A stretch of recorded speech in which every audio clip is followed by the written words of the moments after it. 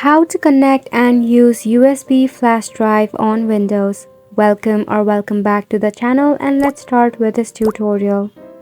When you connect a USB, your PC will notify that a device has been connected. You can select what happens with the device. That means you can either export the contents out of it or import from your PC. To verify if your USB is connected, in some of the PC you can just tap on the drop out icon and you will find a USB icon right here. Now if you do not have an icon just like mine, you can just go ahead and tap open the folders option, which will be in your taskbar or in your desktop icon. When you select on the files and folders icon, you have to go ahead and select on the option of this PC, and under device and drivers you will find your USB right here.